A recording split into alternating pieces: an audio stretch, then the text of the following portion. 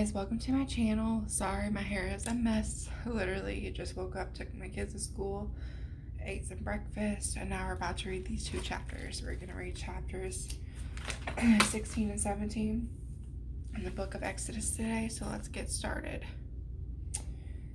Manna and quail provided. The entire Israelite community departed from Elim and came to the wilderness of Sin, which is between Elim and Sinai. And on the 15th day of the second month, after they had left the land of Egypt, the entire Israelite community grumbled against Moses and Aaron in the wilderness. The Israelites said to them, "If only we had died by the Lord's hand in the land of Egypt, when we sat by pots of meat and ate all the bread we wanted. Instead, you brought us into the wilderness to make this whole assembly die of hunger." Then the Lord said to Moses, "I am going to rain bread from heaven for you. The people are to go out each day and gather enough for that day. This way I will test them to see whether or not they will follow my instructions. On the sixth day, when they prepare what they bring in, it will be twice as much as they gather on the other days." So Moses and Aaron said to all the Israelites, "This evening you will know that it was the Lord who brought you out of the land of Egypt, and in the morning you will see the Lord's glory, because he has heard your complaints about him. For who are we that you complain about us?" Moses continued, "The Lord will give you meat to eat this evening and all the bread you want in the morning, for he has heard the complaints that you are raising against him. Who are we? Your complaints are not against us, but against the Lord." Then Moses told Aaron, "Say to the entire Israelite community, 'Come before the Lord, for he has heard your complaints.'" As Aaron was speaking to the entire Israelite community, they turned toward the wilderness, and there in a cloud the Lord's glory appeared. The Lord spoke to Moses, "I have heard the complaints of the Israelites. Tell them, at twilight you will eat meat, and in the morning you will eat bread until you are full. Then you will know that I am the Lord your God." So at evening quail came and covered the camp. In the morning there was a layer of dew all around the camp. When the layer of dew evaporated, there was fine flakes on the desert surface, as fine as frost on the ground. When the Israelites saw it, they asked one another, "What is it?" because they didn't know what it was. Moses told them, "It is the bread the Lord has given you to eat. This is what the Lord has commanded. Gather as much as each person needs to eat. You may take 2 quarts per individual, according to the number of people each of you has in his tent." So the Israelites did this. Some gathered a lot, some a little. When they measured it by quarts, the person who gathered a lot had no surplus, and the person who gathered a little had no shortage. Each gathered as much as they needed to eat. Moses said to them, "No one is to let any of it remain until morning." But they didn't listen to Moses. Some people left part of it until the morning, and it bred worms and stank. Therefore Moses was angry with them.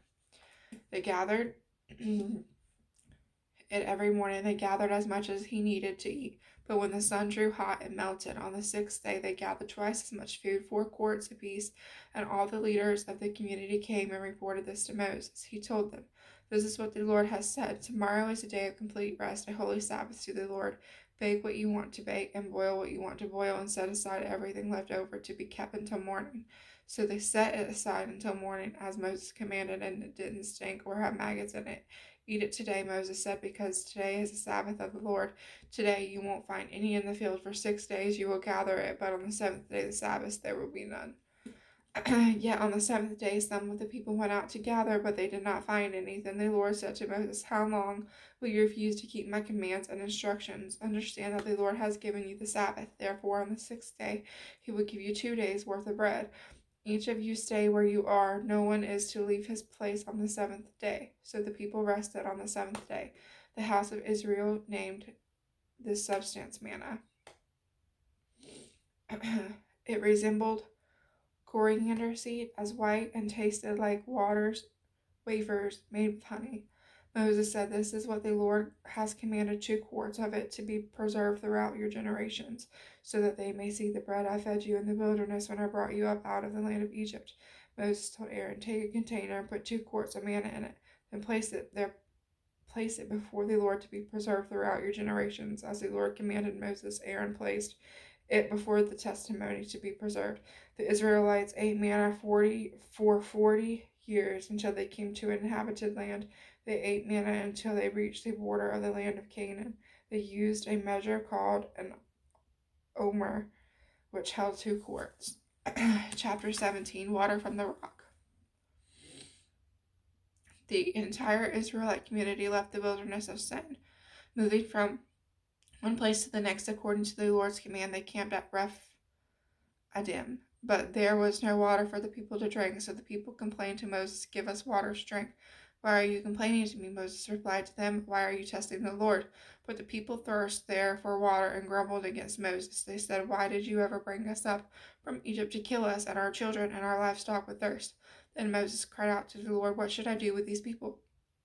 In a little while they will stone me." The Lord answered Moses, "So go on ahead of the people and take some of the elders of Israel with you. Take the staff you struck the Nile with in your hand and go. I am going to stand there in front of you on the rock of Horeb. When you hit the rock, water will come out of it, and the people will drink." Moses did this in the sight of the elders of Israel. He named the place Massah and Meribah, because the Israelites complained and because they tested the Lord, saying, "Is the Lord among us or not?" The Amalekites attack. At Rephidim, Amalek came and fought against Israel. Moses said to Joshua, "Select some men for us to go fight against Amalek. Tomorrow I will stand on the hilltop with God's staff in my hand." Joshua did as Moses had told him and fought against Amalek, while Moses, Aaron, and Hur went up to the top of the hill. While Moses held up his hand, Israel prevailed, but whenever he put it down, Amalek prevailed. When Moses' hands grew heavy, he took a stone and put it under him, and he sat down on it. Then Aaron and Hur supported his hands, one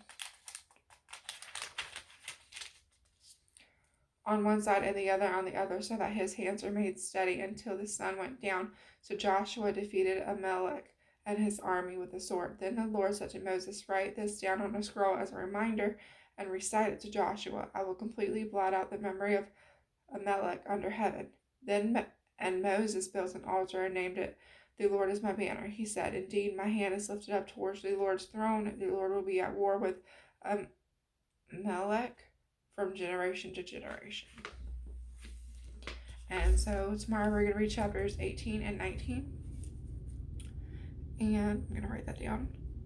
And we're going to read about Jethro's visit and Israel at Sinai. And that's it.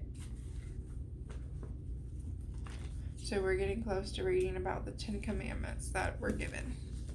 Hope everyone has a great day and a good morning. Thanks for watching. Bye.